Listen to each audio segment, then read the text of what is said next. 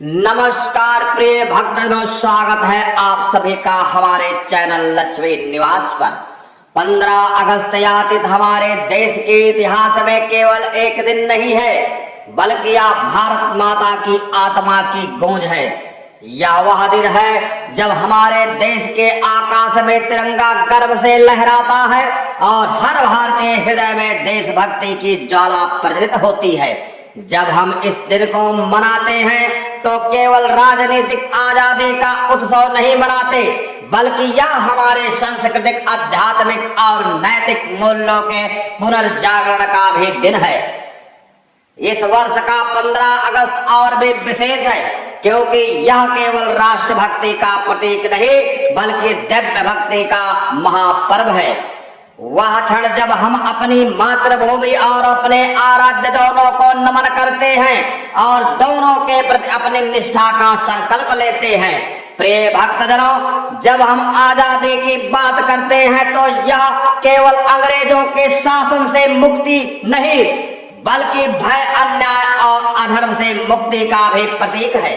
यह दिन हमें याद दिलाता है कि जिस स्वतंत्रता का हम आनंद लेते हैं वह लाखों बलिदानों का परिणाम है। कल्पना कीजिए उन दिनों की जब भारत का हर कोना आजादी की ललकार से गूंज रहा था। भगत सिंह के चेहरे पर एक अदद तेज था जब वे फांसी के फंदे पर मुस्कुराते हुए चढ़े। नेताजी की आवाज में वह शक्ति थी जो हमारे हजारों युवाओं को तुम खून दो हमें, मैं तुम्हें आजादी दूंगा कहकर प्रेरित करती थी। महात्मा गांधी जी की साधारण वाणी में वह जादू था जो सत्य और अहिंसा की राह पर पूरे देश को चला देता था।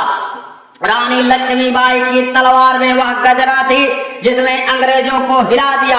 सभी केवल स्वतंत्रता सेनानी नहीं थे, बल्कि धर्म के रक्षक भी थे, क्योंकि मातृभूमि की सेवा भी एक प्रकार की ईश्वर सेवा है। इस पावन दिन की सुबह जब हम आंखें खोलते हैं तो हमें केवल सूरज की रोशनी ही नहीं, बल्कि अपने पूर्वजों के त्याग की उजास महसूस करनी चाहिए।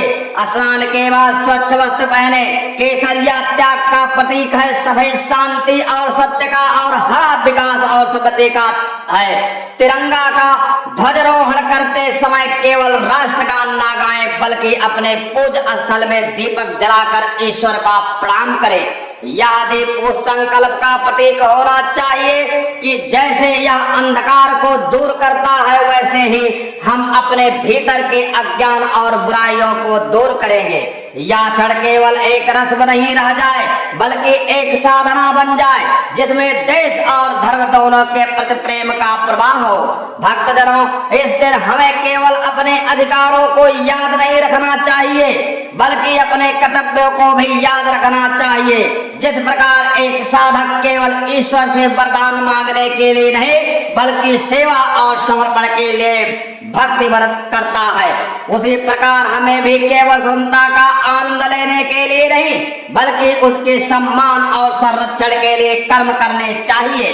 देशभक्ति तभी पूर्ण होती है जब उसमें निस्वार्थ सेवा का भाव हो, और यह सेवा केवल युद्ध भूमि में नहीं, बल्कि हमारे रोजमर्रा के जीवन में भी हो सकती है। जैसे ईमानदारी से काम करना, जरूरतमंदों की मदद करना और अपने देश की संस्कृति और परंपराओं की रक्षा करना। हमारे शास्त्रों में कहा गया है, जननी जन्मभूमि स्वर्गदाव गृहस्य, अर्थात जन्म देने वाली माता और जन्मभूमि दोनों ही स्वर्ग से भी श्रेष्ठ हैं। यदि हम अपनी माता को अनदेखा नहीं कर सकते तो अपनी मातृभूमि को भी कभी अनदेखा नहीं कर सकते। इसलिए इस 15 अगस्त को हमें संकल्प लेना चाहिए कि हम न केवल अपने देश की सीमाओं की रक्षा करेंगे, बल्कि उसकी आत्मा यानी उसके धर्म, उसके संस्कार, उसकी संस्कृति की भी रक्षा करेंगे। इस दिन का एक और महत्वपूर्ण पहलू है आने वाली पीढ़ियों को प्रेरित करना। हमारे बच्चों को तिरंगा केवल एक कपड़े का टुकड़ा न लगे, बल्कि वह उनके लिए गर्व, त्याग और एकता का प्रतीक बने।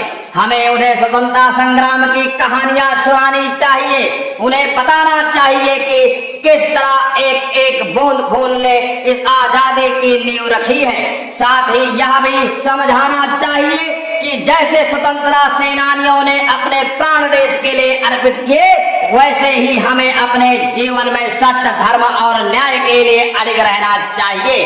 प्रिय भक्तजनों, शाम के समय जब देश भर में आतिशबाजी होगी और आकाश में रोशनी से भर जाएगा, तब हमें कुछ क्षण अपने भीतर भी दीप जलाना चाहिए। अपने परिवार के साथ मिलकर पूजा करें, राष्ट्र की समृद्धि और शांति के लिए प्रार्थना करें और ईश्वर से यह आशीर्वाद मांगे कि वह हमारे देश को सदा अखंड, सुरक्षित और समृद्धि रखें। इस प्रार्थना के साथ संकल्प लें कि हम अपने कर्म, वचन और विचार से भारत की गरिमा को बढ़ाएंगे और उनकी संस्कृति को जीवित रखेंगे। प्रिय भक्तजनों, 15 अगस्त हमें यह सिखाता है कि स्वतंत्रता केवल भौतिक बंधनों से मुक्ति नहीं, बल्कि आत्मा की मुक्ति से भी है। जैसे भक्ति में हमें ईश्वर के प्रेम बांधकर सांसारिक बंधनों से मुक्त करती है, वैसे ही देशभक्ति हमें स्वार्थ, आलस्य और भय से मुक्त करती है। जब ये दोनों एक साथ मिलते हैं, देशभक्ति और दिव्य भक्ति, तो इंसान न केवल एक अच्छा नागरिक बनता है, बल्कि एक सच्चा भक्त भी बनता है। तो आइए इस 15 अगस्त को केवल एक राष्ट्रीय पर्व न मनाकर इसे एक आध्यात्मिक उत्सव में बदल दें। तिरंगे को सलामी देते समय अपने आराध्य के चरणों में भी शीश नवाएं। जैसे हम मातृभूमि की रक्षा के लिए संकल्प लेते हैं, वैसे ही अपने धर्म और भक्ति की रक्षा के लिए भी प्रण करें। यही वह भाव है जो हमारे देश को न केवल शक्तिशाली बनाएगा, बल्कि उसे सदा के लिए अमर कर देगा। अगर वीडियो पसंद आए तो वीडियो को लाइक करें, चैनल को सब्सक्राइब करें और कमेंट बॉक्स में भारत माता की जय जरूर लिखें। जय हिंद, वंदे मातरम, हर हर महादेव। आप सभी को 15 अगस्त की हार्दिक शुभकामनाएं। आप सभी को